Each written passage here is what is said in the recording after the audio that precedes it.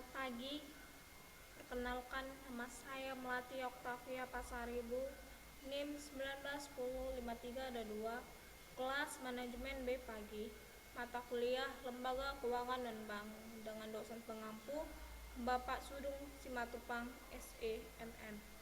Di sini saya akan mempresentasikan hasil presentasi saya yang berjudul Peranan Otoritas Jasa Keuangan dalam Mengawasi Lembaga Keuangan Non-Bank berbasis Financial Teknologi jenis Peer-to-Peer Lending.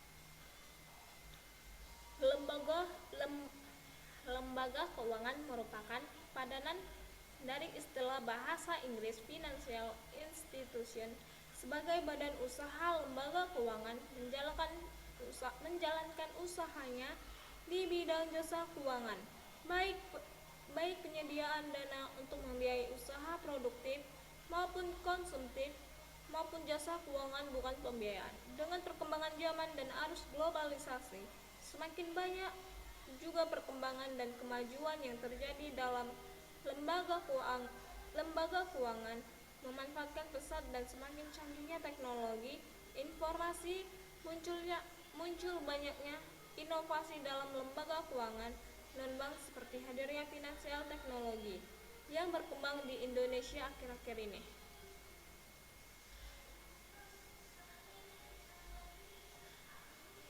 Fintech adalah sebuah inovasi layanan dalam lembaga keuangan non-bank yang memanfaatkan teknologi informasi sebagai alat menjangkau konsumennya. Menurut Mulyaman DHD, Ketua Dewan Komisioner OJK, Fintech merupakan sebuah inovasi berhasil mentransformasi suatu sistem atau pasar yang existing dengan memperkenalkan kepraktisan, kemudahan akses, kenyamanan, dan biaya yang ekonomis. Dikenal sebagai inovasi disruptif. Dalam perkembangannya, Fintech dikategorikan menjadi 4, yaitu 1. Deposit, lending, capital, and raising. 2. Payment, clearing and settlement. 3. Market provisioning. 4. Investment rights management. Fintech yang mulai eksis dan lebih dikenal oleh masyarakat yaitu dengan jenis peer-to-peer lending.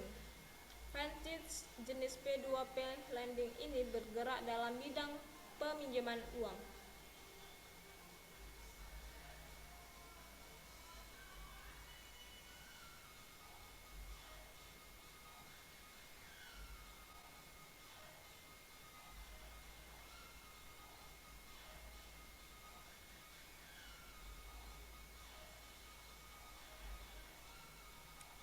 Upaya otoritas jasa keuangan dalam mengawasi lembaga keuangan non-bank berbasis finansial teknologi jenis peer-to-peer.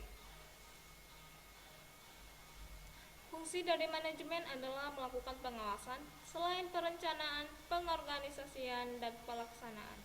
Pengawasan adalah aktivitas yang dilakukan untuk mengawasi dan mengendalikan seluruh kegiatan perusahaan, baik penyusunan anggaran, proses kegiatan perusahaan, catatan, dan laporan terhadap hasil kegiatannya. Pengawasan dapat dilakukan secara rutin, tidak boleh terputus, artinya harus dilakukan secara melekat atau terus-menerus. Menurut Sujatmo, tujuan pengawasan adalah untuk mengetahui dan memahami kenyataan dan sebenarnya tentang pelaksanaan pekerjaan atau kegiatan menjadi objek pengawasan apakah sesuai dengan yang semestinya atau tidak, sebagai bahan untuk melakukan perbaikan di waktu yang akan datang.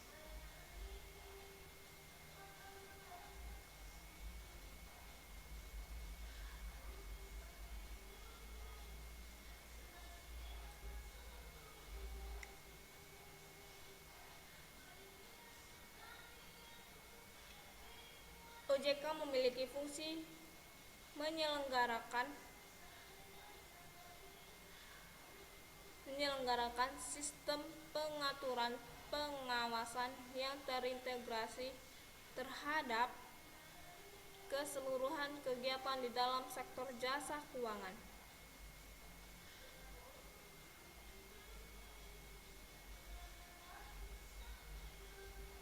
Wewenang OJK adalah tugas pengaturan dan tugas pengawasan. Tentu peran OJK dalam mengawasi penyelenggaraan vintage jenis P2P lending harus dioptimalkan berdasarkan hasil wawancara dengan Direktorat Pengaturan Perizinan dan Pengawasan Vintage Otoritas Jasa Keuangan.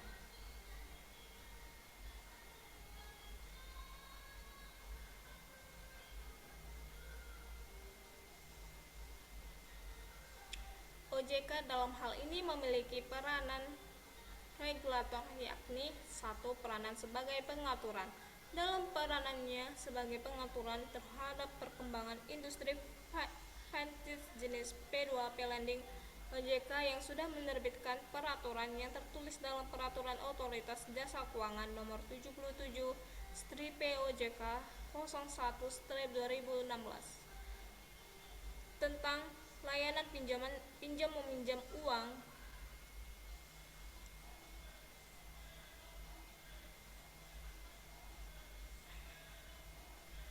berbasis teknologi informasi. Dikeluarkannya peraturan ini dengan tujuan mampu memberikan wadah dan dasar hukum bagi penyelenggaraan vintage jenis P2P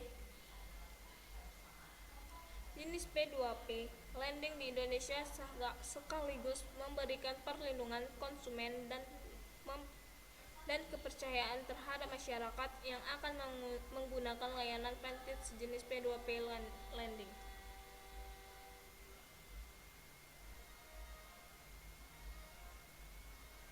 2.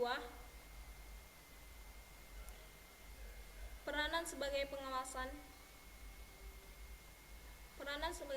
dalam hal ini adalah OJK akan mengawasi pelaksanaan aturan-aturan terkait penyelenggaraan vintage jenis P2P lending yang dalam konteks ini yakni POJK LPMUBTI untuk meminimalisir terjadinya pelanggaran-pelanggaran tersebut.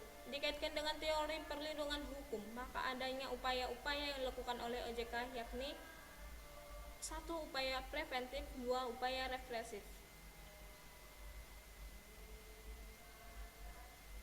Tujuan dari melaksanakan upaya-upaya tersebut yang dilakukan oleh OJK agar terjadinya suasana kondusif dan juga penegakan aturan hukum terkait dalam hal ini adalah POJK LPMUBTI sekaligus memberikan perlindungan konsumen bagi masyarakat yang menggunakan jasa penyelenggaraan vintage jenis P2P lending.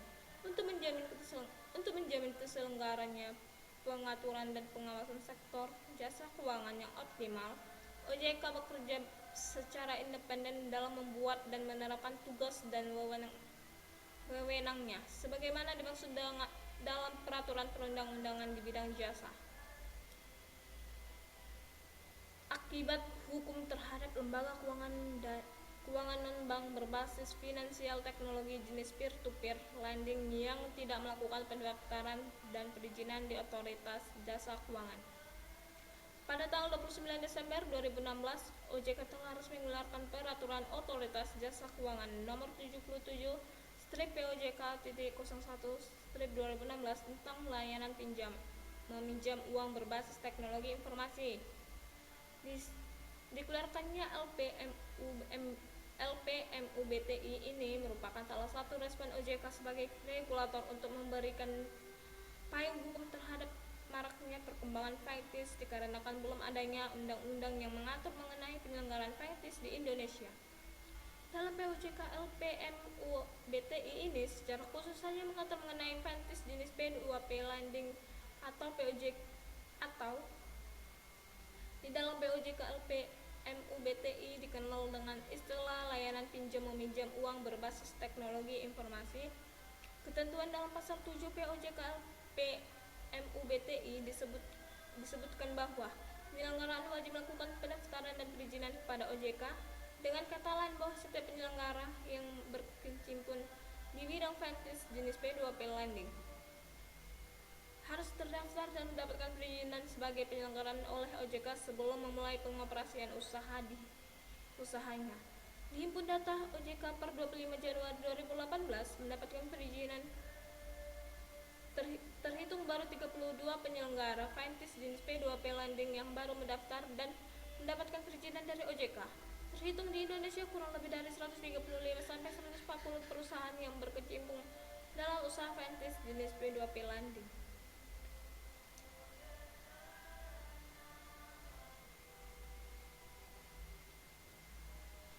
Masih banyak penyelenggara finance jenis P2P lending yang belum mampu berizin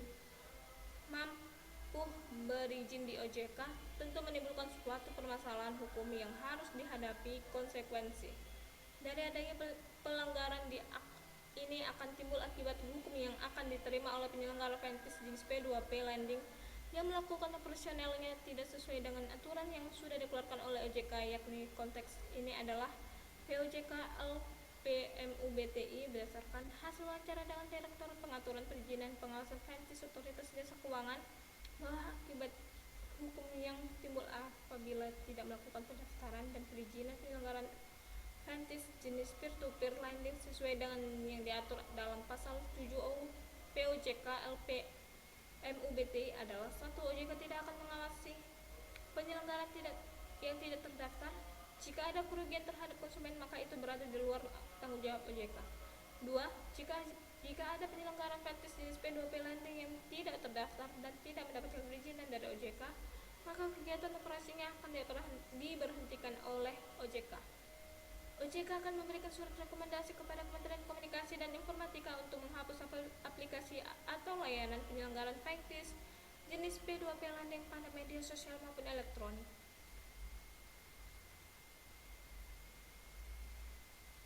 OJK dalam hal ini juga memiliki wewenang untuk memberikan sanksi administratif terhadap pelanggaran dalam sektor jasa keuangan yang diatur dalam pasal 9 Undang-Undang OJK.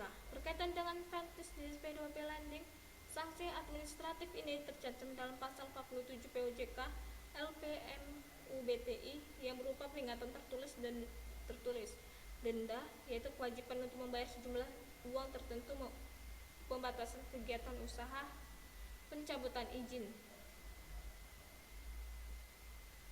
Kesimpulan, berdasarkan hasil pembahasan terhadap pokok-pokok permasalahan sebagaimana yang sudah diuraikan di atas, maka dapat disimpulkan hasil penelitian sebagai berikut. 1. OJK memiliki peranan sebagai regulator, yaitu peranan sebagai pengaturan dan peranan sebagai pengawasan.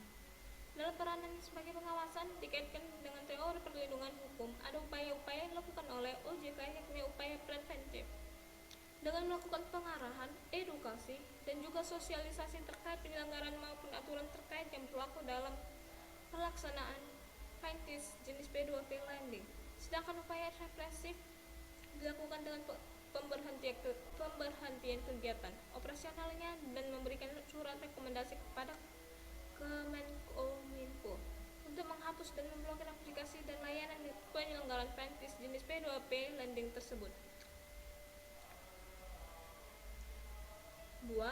Akibat hukum yang timbul apabila penyelenggara finance jenis P2P lending tidak melakukan pendaftaran dan perizinan di OJK.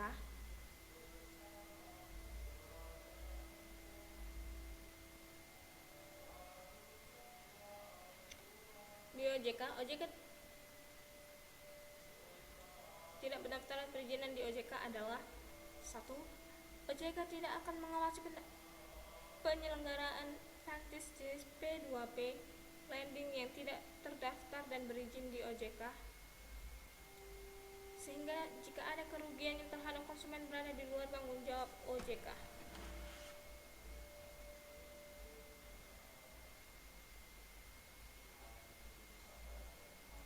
2. Diberhentikan kegiatan operasi penyelenggaraan finance jenis P2P lending yang tidak melakukan pendaftaran dan perizinan di OJK. 3. OJK akan memberikan surat rekomendasi kepada Kementerian Komunikasi dan Informatika untuk menghapus aplikasi atau layanan penyelenggara fantis jenis P2P lending pada media sosial maupun elektronik. Selain itu, OJK juga akan memberikan sanksi administratif sesuai dengan pasal 47 POJK LPMUBTI.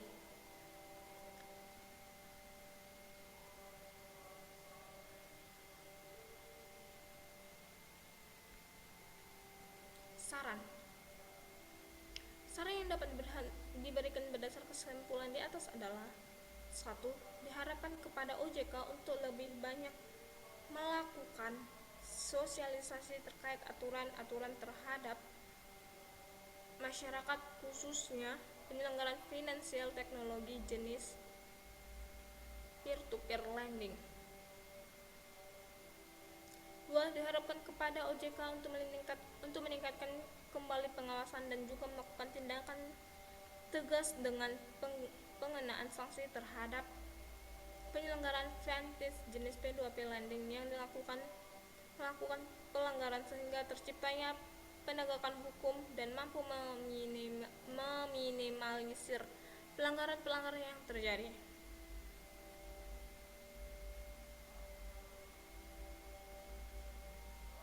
Demikian presentasi saya.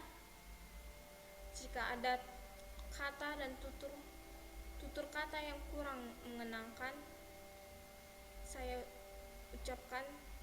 meminta maaf dan ucapkan terima kasih.